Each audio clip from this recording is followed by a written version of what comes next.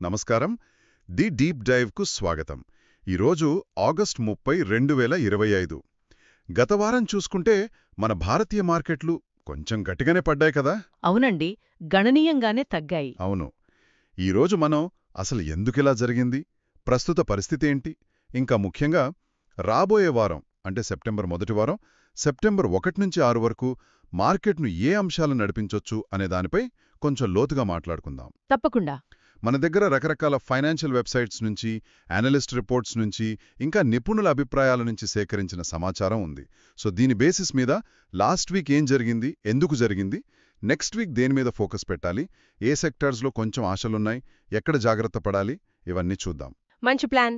ఈ విశ్లేషణతో మార్కెట్ ట్రెండ్స్ని కొంచెం క్లియర్గా అర్థం చేసుకునే ప్రయత్నం చేద్దాం. సరే, మొదలు పెడదామా? ఫస్ట్ లాస్ట్ వీక్ ఏం జరిగిందో చూద్దాం. ఇండెక్స్లు అంటే నిఫ్టీ, సెన్సెక్స్ రెండు దాదాపు 2% పడ్డాయంటున్నారు. ఇది 3 వారాల్లో మొదటి వారపు నష్టం గదా? అవును, అది కరెక్ట్. ఆగస్టు 29న మార్కెట్ ముగిసే సమయానికి నిఫ్టీ 50 సుమారుగా 2,44,427 దగ్గర, సెన్సెక్స్ ఏమో 79,810 దగ్గర క్లోజ్ అయ్యాయి. అంటే వాలానికి దాదాపు 2% నష్టమన్నమాట. ఓ, అంతేకాదు, ఇది నిఫ్టీకి వరుసగా 3వ రోజు నష్టం. ఇంకా చెప్పాలంటే ఆగస్టు నెలలో ఇది 2వ నెలవారీ నష్టం కూడా. అంటే వరుసగా 2 నెలలు నెగటివ్లోనే ఉందన్నమాట నిఫ్టీ. అవును. ఇంకా ముఖ్యంగా గమనించాల్సిందేంటంటే లార్జ్ క్యాప్స్ కన్నా కూడా మిడ్ క్యాప్స్, స్మాల్ క్యాప్స్ ఇంకాస్త ఎక్కువ దెబ్బతిన్నాయి. ఇది మార్కెట్లో సెంటిమెంట్ కొంచెం వీక్ అవుతోందనడానికి ఒక సైన్ లాంటిది. మరి పతనానికి మెయిన్ రీజన్ ఏంటి? అందరూ అనుకుంటున్నట్టు అమెరికా వాళ్ళు వేసిన కొత్త టారిఫ్లేనా, లేక ఇంకేమైనా ఉన్నాయా? మేజర్గా అయితే అమెరికా టారిఫ్ల దెబ్బేనండి. అమెరికా గవర్నమెంట్ సడన్ గా అదనంగా ఇంకో 25% సుంకం వేయడం మార్కెట్కు ఊహించని షాక్ ఇచ్చింది. 25% అదనంగానా? అవును, అదనంగా. దీంతో చాలా ఇండియన్ గూడ్స్ మీద మొత్తం టారిఫ్ దాదాపు 50% వరకు పెరిగినట్టయింది. అది చాలా పెద్ద ఇంపాక్ట్. ఆ వెంటనే మార్కెట్ సెంటిమెంట్ ఒక్కసారిగా పడిపోయింది. ముఖ్యంగా ఎక్స్పోర్ట్స్ మీద డిపెండ్ అయ్యే సెక్టార్స్, ఉదాహరణకి టెక్స్టైల్స్, ఇంజనీరింగ్ గూడ్స్ లాంటివి బాగా ప్రెషర్కి గురయ్యాయి. దీంతో మళ్లీ ఈ ట్రేడ్ వార్ భయాలు మొదలయ్యాయన్నమాట. అంటే ఈ టారిఫ్ల ఎఫెక్ట్తోనే రూపాయి కూడా రికార్డ్ స్థాయిలో పడిపోయిందా? 88 లెవెల్ దాటింది అంటున్నారు కదా? అవును. టారిఫ్ల ప్రకటన రాగానే రూపాయి మీద ప్రెషర్ బాగా పెరిగింది. డాలర్తో పోలిస్తే రూపాయి ఏకంగా 88 లెవెల్ని కూడా దాటి ఆల్ టైం కనిష్టానికి పడిపోయింది. 88 దాటిందా? అవును. దీనికి ఈ టారిఫ్ భయాలతో పాటు ఫారిన్ ఇన్వెస్ట్మెంట్స్ వెనక్కి వెళ్లడం కూడా ఒక ముఖ్య కారణం. FIIs అంటే ఫారిన్ ఇన్స్టిట్యూషనల్ ఇన్వెస్టర్లు మన మార్కెట్ నుంచి డబ్బులు తీసేయడం మొదలుపెట్టారు. ఓ, వాళ్ళు అమ్మటం స్టార్ట్ చేశారా? అవును. క్రూడ్ ఆయిల్ ధరలు ఇంటర్నేషనల్గా తగ్గటం మనకు కొంచెం రిలీఫ్ ఇచ్చే విషయమే అయినా అది రూపాయి పతనాన్ని ఆపేంత స్ట్రాంగ్గా లేదు. దాని ప్రభావం చాలా లిమిటెడ్గానే ఉంది. మీరు FIIల గురించి చెప్పారు కదా, మరి ఈ ఫారెన్ డొమెస్టిక్ ఇన్వెస్టర్ల ఫ్లోస్, FII, DII ఫ్లోస్ ఎలా ఉన్నాయి? FIIలు అమ్మకాల వైపు ఉంటే మరి మన DIIలు అంటే డొమెస్టిక్ ఇన్స్టిట్యూషనల్ ఇన్వెస్టర్లు మార్కెట్ని ఏమైనా ఆదుకున్నారా? ఖచ్చితంగా. ఇది చాలా ఇంట్రెస్టింగ్ పాయింట్. జూన్, జులై నెలల్లో చూస్తే FIIలు నెట్గా అంటే కొన్నవి అమ్మినవి పోను సుమారు $6.5 బిలియన్ల పెట్టుబడులు పెట్టారు. అప్పుడు బాగానే పెట్టారు. అవును. కానీ ఆగస్టులో సీన్ రివర్స్ అయింది. వాళ్లు సుమారు $1 బిలియన్ విలువైన షేర్లను నెట్గా అమ్మేశారు. ఇది మార్కెట్పై ప్రెషర్ పెంచింది. ఊహించినట్టే. అయితే ఇదే టైంలో మన డొమెస్టిక్ ఇన్స్టిట్యూషనల్ ఇన్వెస్టర్లు, DIIలు అంటే మ్యూచువల్ ఫండ్స్, ఇన్సూరెన్స్ కంపెనీలు లాంటివి, వాళ్లు మాత్రం నెట్ బయ్యర్స్గా ఉన్నారు. వాళ్లు కొనడం వల్ల మార్కెట్ ఇంకా దారుణంగా పడిపోకుండా కొంత ఆగిందనమాట. ఆహా, అంటే వాళ్ళు సపోర్ట్ ఇచ్చారో? అవును. ఇది మామూలుగా మనం రిస్క్ ఆఫ్ టైమ్స్లో చూస్తాం. అంటే మార్కెట్లో రిస్క్ తీసుకోవడానికి భయపడే వాతావరణంలో ఇలా జరుగుతోంది. FIIలు గ్లోబల్ రిస్క్లకు వెంటనే రియాక్ట్ అవుతారు. కానీ DIIలు మన డొమెస్టిక్ ఎకానమీ స్ట్రెంగ్త్ మీద నమ్మకంతో కొంటూ ఉంటారు. ఇది ఇంట్రెస్టింగ్గా ఉంది. మరి సెక్టర్స్ వైజ్గా చూస్తే పరిస్థితి ఎలా ఉంది? అన్ని సెక్టర్స్ ఒకేలా పడ్డాయా, లేక కొన్ని బెటర్గా పర్ఫామ్ చేశాయా? అన్నీ ఒకేలా లేవండి. బ్యాంకింగ్ సెక్టర్ కొంచెం బాగా దెబ్బతింది. ఎకనామిక్ గ్రోత్ మీద డౌట్స్, ఇంకా ఫండ్స్ సమీకరించడానికి కాస్ట్ పెరగడం, ఇలాంటి కారణాల వల్ల బ్యాంక్ స్టాక్స్ పడ్డాయి. విన్నాను. ఆ మీటింగ్లో ఈ వస్తువుల మీద GST రేట్లు తగ్గించొచ్చు అనే ఎక్స్పెక్టేషన్స్ మార్కెట్లో బలంగా ఉన్నాయి. అందుకే అవి కొంచెం పట్టుకొని నిలబడ్డాయి.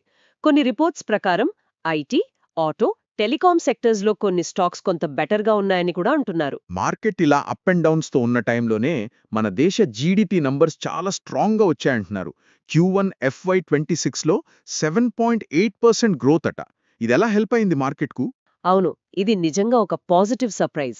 ఈ ఫైనాన్షియల్ ఇయర్ 2025-26 ఫస్ట్ క్వార్టర్లో, అంటే ఏప్రిల్-జూన్ పీరియడ్లో ఇండియా జీడీపీ గ్రోత్ రేట్ 7.8% రికార్డైంది.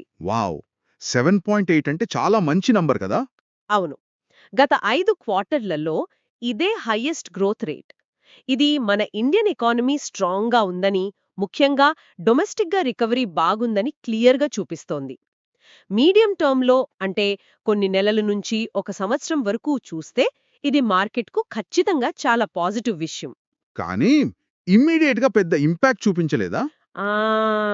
ఇమీడియట్గా చూస్తే ఈ అమెరికా టారిఫ్ల వల్ల వచ్చిన షార్ట్ టర్మ్ ట్రేడ్ రిస్కులున్నాయి కదా, అవి ఈ పాజిటివ్ న్యూస్ని కొంచెం డామినేట్ చేశాయన్నమాట. ఇంకొక చిన్న పాజిటివ్ పాయింట్ ఏంటంటే బ్రెంట్ క్రూడ్ ఆయిల్ ధరలు. అవి బ్యారెల్కి సుమారు $67-68 దగ్గర, అంటే కొంచెం తక్కువ లెవెల్స్లోనే ఉన్నాయి. మనలాంటి ఆయిల్ ఇంపోర్ట్ చేసుకునే దేశాలకు ఇది మంచిది, ఎందుకంటే ఇంపోర్టెడ్ ఇన్ఫ్లేషన్ భయాలు కొంచెం తగ్గుతాయి. సరే, ఇదంతా గత వారం కదా. మరిప్పుడు అందరి ఫోకస్ నెక్స్ట్ వీక్ మీదే. సెప్టెంబర్ ఫస్ట్ వీక్లో మార్కెట్ ఎలా ఉండొచ్చు? మనం మెయిన్గా వేటి మీద దృష్టి పెట్టాలి? ఇక్కడే అసలు విషయం ఉంది కూడా. అవును, నెక్స్ట్ వీక్ కూడా మార్కెట్లో వొలటిలిటీ, అంటే అస్థిరత కంటిన్యూ అయ్యే ఛాన్స్ ఉంది. ప్రస్తుతానికి సెంటిమెంట్ కొంచెం నెగటివ్గా లేదా సైడ్ వేస్ విత్ నెగటివ్ బయాస్గా ఉందని చెప్పొచ్చు. అంటే డైరెక్షన్ లేకుండా అటూ ఇటూ కదలొచ్చా? అవును, మార్కెట్ ఒక క్లియర్ డైరెక్షన్ లేకుండా ఒక రేంజ్లోనే తిరగొచ్చు లేదా చిన్న చిన్న నష్టాలు చూడొచ్చు. ఈ అమెరికా టారిఫ్ల ఎఫెక్ట్, ఎఫ్ఐఐల అమ్మకాల ఒత్తిడి, ఇలాంటి నెగటివ్స్ని డామినేట్ చేసేలా ఏదైనా స్ట్రాంగ్ పాజిటివ్ న్యూస్ వస్తే తప్ప మార్కెట్ పెద్దగా పెరగడానికి స్కోప్ తక్కువగా కనిపిస్తోంది ప్రస్తుతానికి. మరి ఈ పాజిటివ్ లేదా నెగటివ్ న్యూస్లు వేటి నుంచి రావచ్చు? నెక్స్ట్ వీక్ మార్కెట్ డైరెక్షన్ని డిసైడ్ చేయగల కీ ఈవెంట్స్ లేదా డేటా పాయింట్స్ ఏమున్నాయి? నెక్స్ట్ వీక్ చాలా క్రూషియల్ అండి, ఎందుకంటే కొన్ని ఇంపార్టెంట్ ఈవెంట్స్ ఉన్నాయి. మెయిన్గా మనం చూడాల్సినవి: ఒకటి, జీఎస్టీ కౌన్సిల్ మీటింగ్. ఇది సెప్టెంబర్ 3-4 తేదీల్లో జరుగుతుంది. బహుశా ఈ వారంలో ఇదే మోస్ట్ ఇంపార్టెంట్ ఈవెంట్ అవ్వచ్చు. దీని మీద చాలా ఎక్స్పెక్టేషన్స్ ఉన్నట్టున్నాయి. అవును, చాలా ఉన్నాయి. ఈ మీటింగ్లో జీఎస్టీ రేట్స్ రేషనలైజేషన్ మీద డిస్కషన్ జరగొచ్చు. ముఖ్యంగా ప్రస్తుతం ఉన్న వేరువేరు ట్యాక్స్ స్లాబ్స్ని మర్జ్ చేయడం, ఫుడ్, టెక్స్టైల్స్ లాంటి వాటిని 5% స్లాబ్లోకి తేవడం, సిమెంట్ మీద ట్యాక్స్ 28% నుంచి 18%కి తగ్గించే అవకాశం, ఇంకా ఇన్సూరెన్స్ మీద జీఎస్టీ భారం తగ్గించడం, ఇలాంటివి చర్చకు వస్తాయని మార్కెట్ గట్టిగా ఆశిస్తోంది. ఓకే. ఒకవేళ ఈ నిర్ణయాలు తీసుకుంటే FMCG, consumer durables, cement, auto లాంటి సెక్టార్స్ మీద డైరెక్ట్ ఇంపాక్ట్ ఉంటుంది. పెద్ద ట్యాక్స్ కట్స్ ఏమైనా ప్రకటిస్తే మార్కెట్ చాలా పాజిటివ్గా రియాక్ట్ అవ్వచ్చు. అయితే ఈ జీఎస్టీ కట్స్ మీద ఇంతలా ఎక్స్పెక్టేషన్స్ ఉన్నాయి అంటున్నారు. మరి ఒకవేళ అనుకున్నంతగా నిర్ణయాలు రాకపోతే, లేదా కొన్ని రాష్ట్రాలు ఒప్పుకోకపోతే? రెవెన్యూ లాస్ అంటున్నాయి కదా కొన్ని రాష్ట్రాలు. అది మంచి పాయింట్, మీరు చెప్పింది కరెక్ట్. ఎక్స్పెక్టేషన్స్ హెవీగా ఉన్నప్పుడు అవి మీట్ అవ్వకపోతే డిసప్పాయింట్మెంట్ ఉంటుంది. ఒకవేళ డిసిషన్స్ పోస్ట్పోన్ అయినా లేదా చిన్న చిన్న మార్పులే చేసినా మార్కెట్ నిరాశపడి ఇంకా ప్రెషర్కి గురవ్వచ్చు, లేదా అదే రేంజ్లో ఉండిపోవచ్చు. కొన్ని opposition ruled states revenue loss గురించి కన్సర్న్స్ రైజ్ చేస్తున్నాయని కూడా న్యూస్ వస్తోంది. సో కాన్సెన్సస్ బిల్డ్ చేయడం కొంచెం కష్టం అవ్వచ్చు. కాబట్టి ఈ మీటింగ్ అవుట్కమ్ మీద చాలా అనిశ్చితి ఉంది. రెండోది, S&P global PMI data. Manufacturing PMI ఏమో సెప్టెంబర్ 1న, సర్వీసెస్ PMI ఏమో సెప్టెంబర్ 3న రిలీజ్ అవుతాయి. ఈ నంబర్స్ మన ఎకానమీలో డిమాండ్ ఎలా ఉంది, ప్రొడక్షన్ యాక్టివిటీస్ బాగున్నాయా లేదా అని చెప్తాయి. ఇవి బాగుంటే మార్కెట్కు కొంచెం బూస్ట్ వస్తుందా? అవును, మంచి నంబర్స్ వస్తే ఈ టారిఫ్ టెన్షన్స్ మధ్య ఇది కొంచెం రిలీఫ్ ఇచ్చి మార్కెట్కు సపోర్ట్ ఇవ్వచ్చు. మూడోది, USDINR movements and FII flows. రూపాయి ఇంకా పడిపోయి 88 లేదా 88.5 లెవెల్స్ని దాటితే ఆర్బీఐ ఏమైనా ఇంటర్వీన్ అవుతుందా అనేది చూడాలి. అలాగే సెప్టెంబర్ స్టార్టింగ్లో FIIల అమ్మకాలు కంటిన్యూ అవుతాయా లేక తగ్గుతాయా అనేది మార్కెట్ సెంటిమెంట్కు కీలకం. సెప్టెంబర్ 5న ఫారెక్స్ రిజర్వ్స్ డేటా వస్తోంది, అది కూడా ఇంపార్టెంట్. నాలుగోది, టారిఫ్ డెవలప్మెంట్స్. అమెరికా టారిఫ్ల విషయంలో ఏమైనా ఎగ్జెంప్షన్స్ వస్తాయా, చర్చల ద్వారా ఏదైనా సొల్యూషన్ దొరుకుతుందా లేదా మన గవర్నమెంట్ ఎలాంటి స్టెప్స్ తీసుకుంటోంది? గవర్నమెంట్ చర్చలకు రెడీ అన్నట్టు సిగ్నల్స్ ఇస్తోంది. ఈ విషయంలో వచ్చే ఏ అప్డేట్ అయినా మార్కెట్ సెంటిమెంట్ను బాగా మార్చగలదు. అంటే ఈ ట్రేడ్ ఇష్యూ ఎలా టర్న్ తీసుకుంటుందో చూడాలి. అవును. ఐదోది గ్లోబల్ క్యూస్. అమెరికాలో వచ్చే నాన్ ఫార్మ్ పేరోల్స్ డేటా అంటే jobs data, Fed officials speeches, వేరే గ్లోబల్ మార్కెట్స్ ఎలా మూవ్ అవుతున్నాయి, ఇవి కూడా మన మార్కెట్ను ఇన్ఫ్లుయెన్స్ చేస్తాయి. ఆరోది industry events. Semicon India September 2-4, Bharat health global expo and IFEX September 4-6 లాంటి కొన్ని ఇంపార్టెంట్ ఈవెంట్స్ ఉన్నాయి. ఇవి semiconductor, electronics, health care, pharma స్టాక్స్లో కొంత మూమెంట్ తీసుకురావచ్చు. ఏడోది కార్పొరేట్ న్యూస్. కొన్ని కంపెనీల రిజల్ట్స్ ఇంకా రావాల్సి ఉన్నాయి. డివిడెండ్ అనౌన్స్మెంట్స్, ఇంకా రిలయన్స్ జియో ఐపీఓకి సంబంధించిన అప్డేట్స్, ఇలాంటివి కూడా కొన్ని స్పెసిఫిక్ స్టాక్స్ మీద, ఓవరాల్ సెంటిమెంట్ మీద ప్రభావం చూపొచ్చు. ఓ, అంటే చాలా విషయాలున్నాయి నెక్స్ట్ వీక్ ట్రాక్ చేయడానికే. మరి ఇన్ని విషయాల మధ్య టెక్నికల్గా మార్కెట్ ఎలా కనిపిస్తుంది? నిఫ్టీ, సెన్సెక్స్ లాంటి ఇండెక్స్లకు ఇంపార్టెంట్ సపోర్ట్, రెసిస్టెన్స్ లెవెల్స్ ఎక్కడున్నాయి? టెక్నికల్ ఇండికేటర్స్ ఏం చెప్తున్నాయి? టెక్నికల్ పిక్చర్ చూస్తే మార్కెట్లో కొంచెం వీక్నెస్ కనిపిస్తోందండి. నిఫ్టీ గురించి మాట్లాడితే వేరువేరు అనాలిసిస్లు వేరువేరు లెవెల్స్ చెప్తున్నా మనం ఒక కీ సపోర్ట్ జోన్గా 24,250 నుంచి 24,300 మధ్య ప్రాంతాన్ని చూడొచ్చు. 24,250, 300. అవును. ఈ లెవెల్ని నిఫ్టీ హోల్డ్ చేయలేకపోతే ఇంకా కిందకి వెళ్లి 24,000 లెవెల్ని కూడా టచ్ చేసే ఛాన్స్ ఉంది. అది చాలా కీలకమైన సపోర్ట్ లెవెల్. ఒకవేళ పైకి వెళితే ఇమ్మీడియట్ రెసిస్టెన్స్ 24,750, 24,900 జోన్లో ఉంది. ఓకే. అది దాటితే నెక్స్ట్ స్ట్రాంగ్ రెసిస్టెన్స్ 25,150 నుంచి 25,350 దగ్గర కనిపిస్తోంది. ఈ 25,350 లెవెల్ని దాటి నిలబడితేనే మార్కెట్లో కొంచెం స్ట్రెంగ్త్ వచ్చినట్టు అనుకోవచ్చు. లాస్ట్ వీక్ వీక్లీ చార్ట్లో చూస్తే నిఫ్టీ ఒక bearish inverted hammer candlestick pattern form చేసింది. ఇది మామూలుగా పై లెవెల్స్లో సెల్లింగ్ ప్రెషర్ స్ట్రాంగ్గా ఉందని చూపిస్తోంది. అంటే బయ్యర్స్ పైకి తీసుకెళ్లడానికి ట్రై చేసినా సెల్లర్స్ వాళ్ళని డామినేట్ చేశారని అర్థం. అలాగే ఆర్ఎస్ఐ లాంటి మొమెంటం ఇండికేటర్స్ కూడా వీక్నెస్ని లేదా మొమెంటం తగ్గుతోందని సూచిస్తున్నాయి. ఆప్షన్స్ డేటా చూస్తే 24,900, 25,000 స్ట్రైక్ ప్రైజెస్ దగ్గర ఎక్కువ కాల్ ఓపెన్ ఇంట్రెస్ట్ ఉంది. అంటే ఇక్కడ షార్ట్ సెల్లర్స్ ఎక్కువ ఉన్నారు. ఇది స్ట్రాంగ్ రెసిస్టెన్స్లా పనిచేయచ్చు. కింద వైపు 24,800 దగ్గర ఉన్న పుట్ ఓపెన్ ఇంట్రెస్ట్ కొంత ఇమ్మీడియట్ సపోర్ట్ ఇవ్వచ్చు. సెన్సెక్స్కు పీ సపోర్ట్ సుమారు 79,000 దగ్గర, రెసిస్టెన్స్ 80,300 ఇంకా 81,000 దగ్గర ఉన్నాయి. బ్యాంక్ నిఫ్టీ అయితే ఆగస్టులో దాదాపు 4% పడింది కదా, సో 53,450 దగ్గర ఉన్న సపోర్ట్ చాలా ఇంపార్టెంట్. పైకి వెళ్తే 55,000, 56,000 జోన్ స్ట్రాంగ్ రెసిస్టెన్స్లా ఉంటుంది. మార్కెట్ టెక్నికల్గా వీక్గా కనిపిస్తుంది. ఫండమెంటల్గా కూడా చాలా అనిశ్చితులున్నాయి. మరి ఇలాంటి టైంలో ఇన్వెస్టర్లు ఎలాంటి స్ట్రాటజీ ఫాలో అవడం బెటర్? కొంచెం డిఫెన్సివ్గా ఉండాలా లేక దీన్ని ఒక ఆపర్చునిటీగా చూడాలా? మేనేజ్మెంట్కు ప్రయారిటీ ఇవ్వాలి. రిస్క్ తక్కువగా తీసుకునే కన్జర్వేటివ్ ఇన్వెస్టర్స్ స్ట్రాంగ్ ఫండమెంటల్స్, మంచి బిజినెస్ మోడల్ ఉన్న లార్జ్ క్యాప్ కంపెనీల మీద ఫోకస్ పెట్టడం మంచిది. అంటే క్వాలిటీ స్టాక్స్ మీద. అవును, క్వాలిటీ స్టాక్స్. అలాగే ఇన్వెస్ట్మెంట్స్ని ఒకే సెక్టర్లో కాకుండా వేర్వేరు సెక్టర్స్లో పెట్టడం అంటే డైవర్సిఫికేషన్. దాని ద్వారా రిస్క్ తగ్గించుకోవచ్చు. ఇంకా కొంత డబ్బులు క్యాష్ రూపంలో ఉంచుకోవడం కూడా మంచిదే. ఎందుకంటే మార్కెట్ ఇంకా పడితే మంచి కంపెనీల షేర్స్ని తక్కువ ధరలు కొనే ఛాన్స్ దొరుకుతుంది. మరి అగ్రెసివ్ ట్రేడర్ సంగతేంటి? ఇక రిస్క్ తీసుకునే కెపాసిటీ ఉన్న అగ్రెసివ్ ట్రేడర్ల విషయానికొస్తే వాళ్ళు మార్కెట్లో వచ్చే స్వింగ్స్ని వాడుకోవడానికి ట్రై చేయొచ్చు. ఉదాహరణకి ఆప్షన్ స్ట్రాటజీస్ వాడటం లేదా బాగా పడిన క్వాలిటీ సెక్టార్స్లో షార్ట్ టర్మ్ ఆపర్చునిటీస్ వెతకడం లాంటివి చేయొచ్చు. కానీ టెక్నికల్ లెవెల్స్ని క్లోజ్గా వాచ్ చేస్తూ స్టాప్ లాస్లు ఖచ్చితంగా పెట్టుకుని ట్రేడ్ చేయడం చాలా ముఖ్యం. ప్రస్తుతానికి ఏ సెక్టర్స్లో మొమెంటం ఉందో వాటి మీద ఫోకస్ పెట్టడం, వీక్గా ఉన్న సెక్టర్స్ని అంటే కొన్ని అనాలిసిస్ల ప్రకారం ఎనర్జీ, కొన్ని ప్రైవేట్ బ్యాంక్స్, రియల్ ఎస్టేట్ లాంటివి వాటి జోలికి పోకుండా ఉండటం మంచిది. సెక్టార్స్ వారీగా అని చెప్పారు కదా, మరి కొంచెం డీటెయిల్గా చెప్పగలరా? నెక్స్ట్ వీక్ ఏ సెక్టార్స్ మీద కొంచెం పాజిటివ్గా ఉండొచ్చు, ఏ సెక్టార్స్ విషయంలో కేర్ఫుల్గా ఉండాలి? తప్పకుండా. ఓవరాల్గా చూస్తే కొన్ని సెక్టార్స్ మీద పాజిటివ్ ఎక్స్పెక్టేషన్స్, మరికొన్నిటి మీద కాషన్ అవసరం. పాజిటివ్గా చూడదగ్గవి bullish over weight, consumption, FMCG, durables, retail. ముందే చెప్పినట్టు జీఎస్టీ కౌన్సిల్ మీటింగ్లో ట్యాక్స్ కట్స్ ఉండొచ్చనే గట్టి ఆశల వల్ల ఈ సెక్టర్ మీద షార్ట్ టర్మ్లో పాజిటివిటీ ఉంది. Cement, building materials. సిమెంట్ మీద జీఎస్టీ రేటు 28% నుంచి 18% తగ్గిస్తే ఈ సెక్టర్ బాగా బెనిఫిట్ అవుతుంది. కానీ ఇది పూర్తిగా ఆ ఈవెంట్ మీదే డిపెండ్ అయ్యుంది, సో రిస్క్ కూడా ఉంది. అంటే ఆ నిర్ణయం వస్తేనే పాజిటివ్. అవును. Pharma and health care. Next week జరిగే హెల్త్ కేర్ ఎక్స్పోలు, మార్కెట్ వాలటైల్గా ఉన్నప్పుడు ఇవి డిఫెన్సివ్ సెక్టర్స్గా పనిచేయడం, కొన్ని కంపెనీలు R&D మీద ఫోకస్ పెట్టడం, ఇవన్నీ plus points. IT, digital services. రూపాయి వీక్ అవ్వడం సర్వీసెస్ ఎక్స్పోర్ట్ చేసే ఐటీ కంపెనీల మార్జిన్స్కి కొంచెం హెల్ప్ అవుతుంది.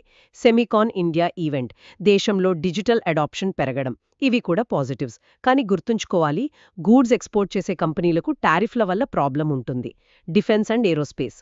Government priority, strong order books ఈ సెక్టర్కు సపోర్ట్గా ఉన్నాయి. Renewable energy.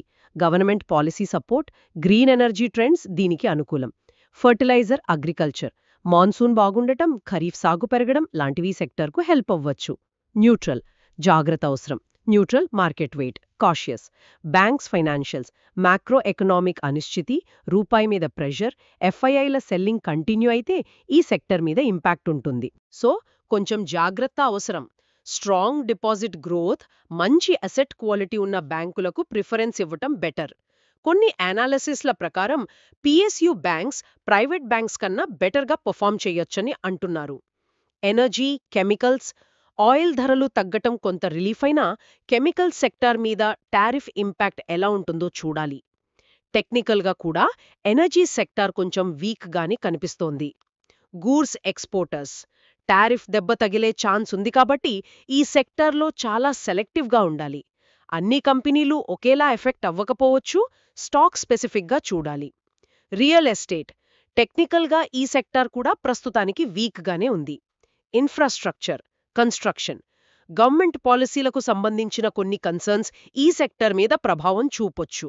ఈ అంచనాలు, స్ట్రాటజీస్తో పాటు మనం రెడీగా ఉండాల్సిన రిస్క్స్ ఏంటి? వేటి గురించి మనం మెయిన్గా వరీ అవ్వాలి? ఖచ్చితంగా రిస్కులనెప్పుడు మైండ్లో పెట్టుకోవాలి. మెయిన్గా గమనించాల్సిన రిస్కులు ఇవి. 1. అమెరికా టారిఫ్ల ఇష్యూ ఇంకా ముదరడం లేదా 2 దేశాల మధ్య ట్రేడ్ యాక్షన్స్ ఇంకా పెరగడం. 2. రూపాయి ఇంకా వీకై 88.5 లెవెల్ని దాటి పడిపోవడం. ఇది ఇన్ఫ్లేషన్ పెంచి ఎకానమీ మీద బర్డన్ అవుతుంది. అవును, అది పెద్ద రిస్కే. 3. ఎఫ్ఐఐల సెల్లింగ్ అనుకున్న దానికల్లా ఎక్కువగా స్పీడ్గా జరగడం. ఇది మార్కెట్ను బాగా కిందికి లాగొచ్చు. 4.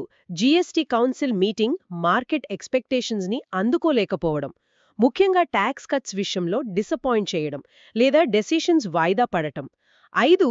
పిఎంఐ లాంటి ఇంపార్టెంట్ ఎకనామిక్ డేటా అనుకున్న దానికన్నా వీక్గా రావడం. ఇది ఎకనామిక్ యాక్టివిటీ స్లో అవుతోందని చూపిస్తుంది. 6. ఇంటర్నేషనల్ మార్కెట్స్లో, ముఖ్యంగా యుఎస్ మార్కెట్స్లో వాలటాలిటీ పెరగడం లేదా ఏదైనా నెగటివ్ ఈవెంట్ జరగడం. 7. వరల్డ్లో ఎక్కడైనా కొత్తగా జియోపాలిటికల్ టెన్షన్స్ పెరగడం. 8. క్రూడ్ ఆయిల్ లేదా వేరే ఇంపార్టెంట్ కమోడిటీస్ ధరల్లో సడన్గా పెద్ద మార్పులు రావడం. ఈ ఫ్యాక్టర్స్లో ఏది జరిగినా మార్కెట్ మీద నెగటివ్ ఇంపాక్ట్ చూపే ఛాన్స్ ఉంది. ఇవన్నీ ఎక్కువగా షార్ట్ టర్మ్ ఫ్యాక్టర్స్, రిస్కులు, అప్స్ అండ్ డౌన్స్. మరి వీటన్నిటిని పక్కన పెట్టి కొంచెం లాంగ్ టర్మ్ పర్స్పెక్టివ్లో చూస్తే ఇండియన్ మార్కెట్ ఫ్యూచర్ ఎలా కనిపిస్తోంది? మన ఎకానమీ ఫండమెంటల్స్ స్ట్రాంగ్గా ఉన్నాయా? ఇది చాలా ఇంపార్టెంట్ క్వశ్చన్ అండి. ఎందుకంటే షార్ట్ టర్మ్లో మార్కెట్ ఎంత కన్ఫ్యూజింగ్గా ఉన్నా లాంగ్ టర్మ్ పిక్చర్ చూడటం ముఖ్యం. నిజానికి ఈ short term challenges, trade tensions లాంటివి ఉన్నప్పటికీ ఇండియా ఎకానమీ ఫండమెంటల్స్ మాత్రం చాలా స్ట్రాంగ్గా కనిపిస్తున్నాయి. మనకున్న బలమైన రెగ్యులేటెడ్ క్యాపిటల్ మార్కెట్, దాదాపు 140 కోట్ల జనాభాతో strong domestic consumption market, digital టెక్నాలజీస్ని ఫాస్ట్గా అడాప్ట్ చేసుకుంటున్న యంగ్ పాపులేషన్, ఇవన్నీ మన ఎకానమీకి లాంగ్ టర్మ్లో పెద్ద స్ట్రెంగ్త్స్. అవును, డొమెస్టిక్ స్టోరీ స్ట్రాంగ్గానే ఉంది. అంతేకాకుండా గవర్నమెంట్ చేస్తున్న ఎకనామిక్ రిఫార్మ్స్, ఇన్ఫ్రాస్ట్రక్చర్ మీద పెడుతున్న ఖర్చు, ఇంకా రాబోయే సంవత్సరాల్లో కూడా మంచి జీడీపీ గ్రోత్ ఎక్స్పెక్టేషన్స్ ప్రపంచంలోనే ఫాస్టెస్ట్ గ్రోయింగ్ మేజర్ ఎకానమీలలో ఒకటిగా కంటిన్యూ అయ్యే ఛాన్స్ ఉంది. ఇవన్నీ కలిసి లాంగ్ టర్మ్లో ఇండియన్ మార్కెట్కు మంచి సపోర్ట్ ఇస్తాయి. కాబట్టి ప్రస్తుత షార్ట్ టర్మ్ వాలటిలిటీ చూసి కంగారు పడాల్సిన పని లేదు, కానీ జాగ్రత్తగా ఉంటూ లాంగ్ టర్మ్ గ్రోత్ పొటెన్షియల్ మీద నమ్మకంతో ఉండొచ్చు. అద్భుతంగా చెప్పారు. సో ఓవరాల్గా చూస్తే నెక్స్ట్ వీక్ మార్కెట్లో వాలటాలిటీ కంటిన్యూ అయ్యే సూచనలున్నాయి. ముఖ్యంగా GST council meeting outcome, America tariff developments, FII flows, ఇంకా రిలీజ్ అయ్యే పిఎంఐ డేటా మార్కెట్ డైరెక్షన్ని డిసైడ్ చేసే కీ ఫ్యాక్టర్స్గా ఉండబోతున్నాయి. కొన్ని సెక్టార్స్లో ఆపర్చునిటీస్ ఉన్నప్పటికీ ఓవరాల్గా కేర్ఫుల్గా ఉండాల్సిన అవసరం కనిపిస్తోంది. అవును, మీరు కరెక్ట్గా సమ్మరైజ్ చేశారు. ఈ టైంలో క్వాలిటీకి ప్రయారిటీ ఇవ్వడం, అంటే స్ట్రాంగ్ ఫండమెంటల్స్ ఉన్న కంపెనీల మీద ఫోకస్ పెట్టడం, ప్రాపర్ రిస్క్ మేనేజ్మెంట్ ఫాలో అవుతూ బ్యాలెన్స్డ్ ఇన్వెస్ట్మెంట్ అప్రోచ్ ఫాలో అవ్వడం చాలా ముఖ్యం. ఎమోషన్స్కి లోను కాకుండా ఆచితూచి డెసిషన్స్ తీసుకోవాల్సిన టైం ఇది. ఈ డిస్కషన్ మా శ్రోతలకు నెక్స్ట్ వీక్ మార్కెట్ను అర్థం చేసుకోవడానికి, కరెక్ట్ డెసిషన్స్ తీసుకోవడానికి హెల్ప్ అవుతుందని ఆశిస్తున్నాం. ముగించే ముందు శ్రోతల కోసం ఒక thought provoking question. America, India మధ్య ఇప్పుడు నడుస్తున్న ఈ ట్రేడ్ టెన్షన్స్ వల్ల మార్కెట్ మీద ఇమ్మీడియట్ ఇంపాక్ట్ చూస్తున్నాం. అయితే దీనికి మించి లాంగ్ టర్మ్లో ఈ డెవలప్మెంట్స్ రెండు దేశాల స్ట్రాటజిక్ రిలేషన్స్ మీద, గ్లోబల్ ట్రేడ్ ప్యాటర్న్స్ మీద ఎలాంటి మార్పులు తీసుకురావచ్చు? ముఖ్యంగా మన డొమెస్టిక్ ఎకానమీ రెసిలియన్స్, అంటే స్ట్రాంగ్ జీడీపీ గ్రోత్, డిఐఎల్ రూపంలో వస్తున్న స్టడీ డొమెస్టిక్ ఇన్వెస్ట్మెంట్స్, ఒకవేళ గ్లోబల్గా ఇలాంటి నెగటివ్స్ కంటిన్యూ అయితే ఫ్యూచర్లో ఇండియన్ మార్కెట్ డైనామిక్స్ని, గ్లోబల్ మార్కెట్స్తో దాని రిలేషన్షిప్ని ఎలా రీడిఫైన్ చేయగలవు? దీని గురించి ఆలోచించండి. వచ్చే కార్యక్రమంలో మరో ఇంట్రెస్టింగ్ టాపిక్తో మళ్ళీ కలుద్దాం. నమస్కారం.